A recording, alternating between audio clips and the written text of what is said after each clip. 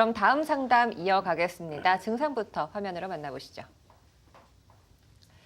45세 남성분이신데요. 팔에 통증이 있다고 합니다. 어느 날 자고 일어나니까 오른쪽 팔에 힘이 없었다고 해요. 정형외과에서는 힘줄이 늘어났다고 진단을 받았다고 하는데요. 일주일 동안 치료를 받아도 별다른 차도가 보이지 않아서 한방 치료가 궁금하신 것 같아요. 네, 일단은 일주일을 치료받은 게 사실은 문제가 되고요. 인대가 한번 늘어나면 최소한 4주 이상이 가게 됩니다. 그래서 일주일 만에 낫기를 바라는 거는 사실은 좀 무리가 있고요. 그다음에 자다 일어났다고 해서 아프다고 말씀하시는데 그 원인에 대해서는 아마 말씀 안 해주신 것 같아요. 그 자기 전날 뭐를 했는지에 대해서 네. 한 번은 알아봐야 될 것 같습니다. 네, 시청자님 안녕하세요. 네, 안녕하세요. 네, 시청자님 본인이 아니세요? 네, 아들입니다. 아, 아드님이 그러세요? 네. 아드님이 팔이 아프기 전에 어떤 문제가 있은 다음부터 팔이 아픈 걸까요? 가끔 이게 찌릿찌릿한 진통이 있었는가 봐요. 찌릿찌릿했다고요? 네. 아니, 그러니까 왜 저리는 찌릿찌릿했냐 기운새가 있었는가 이거죠. 봐요. 예. 그러다가 하룻밤 자고 나니까 이 팔은 오른팔을 전혀 못 쓰고 있었어요. 네. 그래갖고 정형외과를 갔더니요. 이 목뒤에서 뭐 신경이 눌려서 그렇다고 그랬는데요. 정형외과에서 치료를 한 며칠을 받았는데 아무 차도가 없어요. 그래서 한의원을 찾아야 되나 어디를 찾아야 되나 하고 문의드렸는데요. 네. 전화 잘 주셨고요. 네, 저희가 좋은데 잘 찾아드리겠습니다. 네, 네, 네. 네. 예.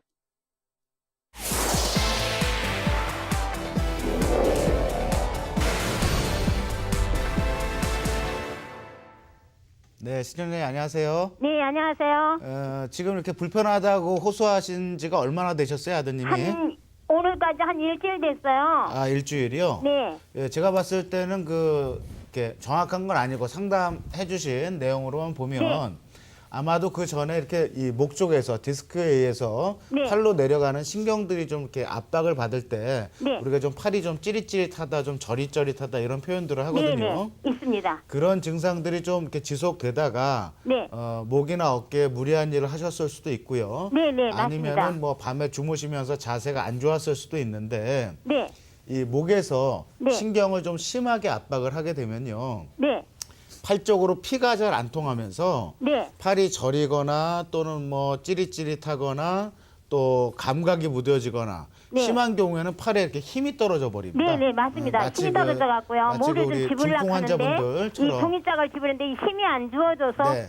전혀 그렇죠. 못 잡고 있어요. 근데 저희가 이제 디스크를 진단할 때 이게 힘이 떨어지는 무력감을 호소하는 경우에는 이 목에서 신경이 상당히 좀 심각하게 많이 압박을 하고 있는 걸로 판단을 하기 때문에요. 네, 이런 경우에는 팔 쪽으로 증상이 팔에 있다 하더라도 팔 쪽에 물리치료만 계속 받는 것보다는 네, 원인 부위인 이 목 쪽에 치료를 좀 받으시는 게 좋은데요. 저희가 한의원에서 이 목 디스크 환자분들한테 보통 일반적으로 침 치료, 그다음에 네. 염증을 갖다 가라앉혀 주기 위해서 bom본 약침 치료, 그리고 틀어진 어떤 척추 배열을 교정시켜 주는 이런 추나요법, 또 증상이 심하다면은 이제 이 경추 디스크에 쓸 수 있는 한약 처방까지 다양한 네. 치료 방법들이 많이 있으니까요. 네.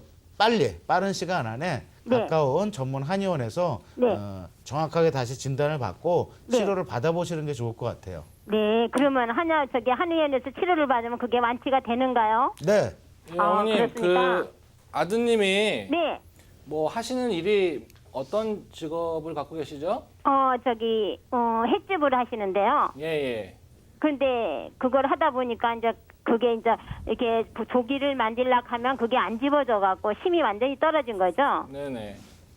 그런 경우에도 이제 보통 많이 팔을 쓰시게 되면 네.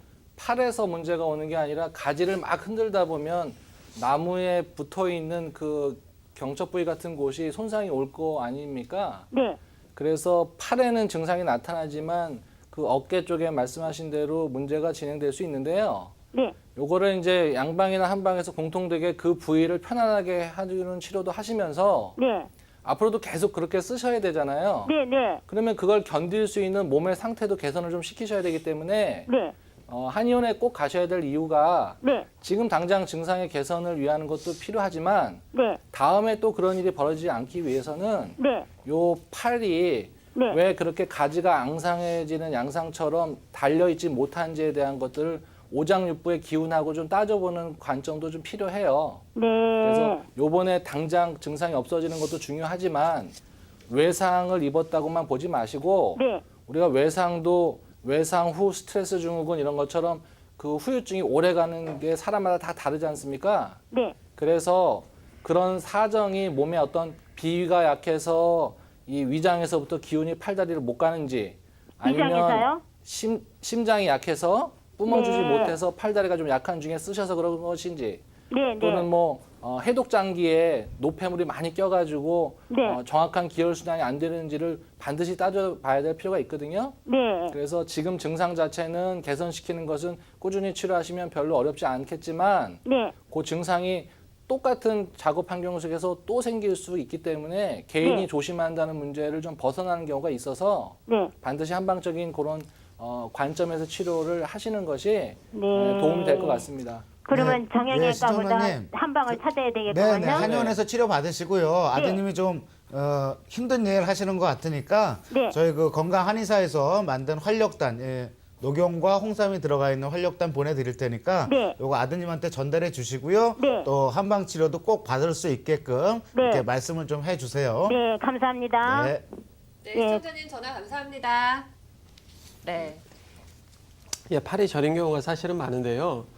팔이 저릴 때 안성원 원장님, 그게 목부터 문제가 되는 것인지 팔꿈치에가 문제가 되는 것인지 아니면 손목에 문제가 되는 것인지 아니면 혈액순환에 문제가 되는 것인지 되게 궁금한 부분이 많은데 어떻게 좀 틀린지 좀 자세히 설명을 해 주시죠. 네, 그 저희 건강 한의사에서 몇 번 제가 말씀을 드렸는데요. 아마 이런 증상이 굉장히 흔한 증상이기 때문에 우리 시청자분들도 좀 알고 계시면은 좋을 것 같습니다. 보통 이렇게 양쪽 팔이 균등한 정도로 다 저리는 경우에는요.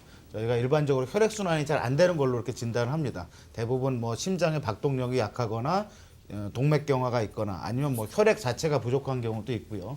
근데 이제 한쪽만 저린다. 어깨나 팔이나 손가락까지 오른쪽이면 오른쪽 또는 왼쪽이면 왼쪽 한쪽만 저리는 경우에는 이제 목 디스크의 문제를 많이 의심을 해보고요.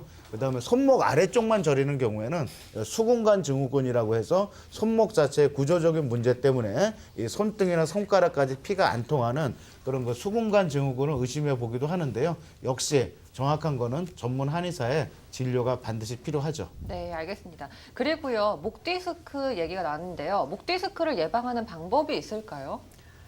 목 디스크가 요즘에 젊으신 분들한테 상당히 많이 나타나는데요. 이제 그 이유가 업무 중에 생기는 어떤 그런 사무실에서 일을 하실 때 생기는 목의 긴장감과 스트레스 같은 것도 원인이 되고, 최근에는 그 스마트폰 많이 하시잖아요. 스마트폰이라든지 TV를 보실 때 안 좋은 자세로 같은 장시간 동안 있다 보면 목 쪽으로 무리가 많이 가게 됩니다. 이제 그런 경우에는 목을 자주 스트레칭 해주시는 것이 가장 좋으시고요. 그리고 아까 이제 나왔던 얘기이기는 한데 그 환자분들이 잠자는 습관에 대해서 신경을 많이 안 쓰시는 분들이 많으세요. 아까처럼 주무시고 나서 갑자기 팔이 저리거나 통증이 생기는 경우에는 사실 잘 살펴보셔야 될 문제가 뭐냐면 잠자는 자세입니다. 간혹 그 환자분들께서 팔을 위로 올리고 주무신다거나 아니면 팔을 베고 주무시는 어떤 그런 습관이 있으신 분들은 잠자는 사이에는 내가 팔이 저린지 혈액순환이 잘 되는지 잘 모르는 경우가 많으시거든요. 이제 그런 경우에 팔 저림이나 어떤 목 쪽으로의 어떤 통증을 더 유발할 수가 있고요. 그 다음에 베개 문제를 또 한번 생각을 해보셔야 됩니다. 환자분들이 이제 목을 너무 베개를 높게 베고 자는 경우에 목에 있는 그 추간판을 누를 수가 있는데요. 그걸로 인해서 목신경이 이제 경추신경이 눌려서 목에서 한번 눌리거나 어깨 근육에서 눌리는 경우에 이런 팔저림이 생길 수 있기 때문에 베개의 높이를 조금 낮게 더 하신다고 그러면 좀 더 예방이 되실 수 있을 것 같습니다. 네, 원장님 말씀대로 사실 베개의 높이를 낮추는 거는 상당히 중요할 것 같아요. 네. 베개를 높이 비면 사실 머리에 있는 피가 심장으로 내려와서 편해지긴 하지만 실제로 목 관절에는 부담을 많이 주기 때문에 절대 높은 베개는 피하는 게 좋다라고 생각이 되고요. 요즘 들어 또 운동을 많이 하는 사람들이 많잖아요. 운동을 할 때 뭐 테니스다, 골프다, 뭐 탁구다 많이 하게 되는데 그때 많이 손상을 받는 게 사실은 팔꿈치, 엘보라고 하는데 박지원 원장님, 그 엘보라고 하잖아요. 네. 이 통증에 대해서 저희가 어떻게 생기면 어떻게 치료를 하는 게 좋지, 네. 예방을 해야 될지 좀 알려주시죠. 예, 우리가 흔히 이제 테니스 엘보다라고 많이 일컬어지는 증상이 어디냐 하면 요 부분에 이제 통증이 많이 옵니다. 요 부분 아프다고 이제 환자들이 많이 오는데 임상에서 보면은 실질적으로 테니스를 많이 쳐서 오시는 경우보다는 이제 공사 현장이나 아니면은 무거운 것들을 업무상 많이 들을 수밖에 없으시는 분들, 그러니까 좀 무리가 오고 통증이 와도 쉬지 못하시고 끊임없이 계속 팔을 쓰셔야 되는 분들 같은 경우가 많이 옵니다. 원인은 근육도 이제 계속 쓰다 보면 이제 스트레스가 쌓이거든요. 피로가 쌓이고. 근데 그때 이제 쉬어 주어야지 이제 쓰기 전에 건강한 상태로 돌아가는데 그러지 못하는 상황에서 계속 피로가 누적이 됩니다. 그러면 퇴행성 변화가 오게 돼요, 근육에. 근육의 퇴행성 변화라는 거는 근육이 일종의 좀 노후화된다는 거죠. 예? 낡아진다는 거기 때문에 이런 경우는 이제 치료를 해도 좀 오래 해야 되는 경우가 있습니다. 근데 그런 직업상 그런 직업을 가지시는 분들이 일을 쉬실 수가 없잖아요. 예? 쉬면서 치료를 해도 오래 해야 되는 증상인데 일을 쉬지 못하는 상황이 많기 때문에 치료가 많이 어렵습니다.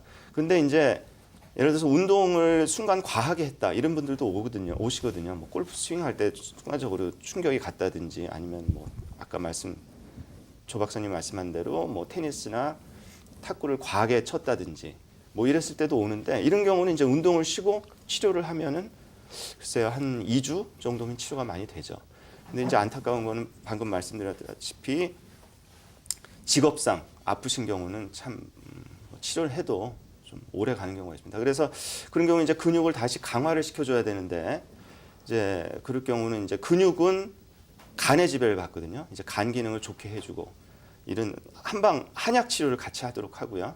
그다음에 이제 간은 또 충분한 수면을 통해서 좋아지기 때문에 양을 늘려주면은 치료에 많은 도움이 되죠. 네, 그렇군요.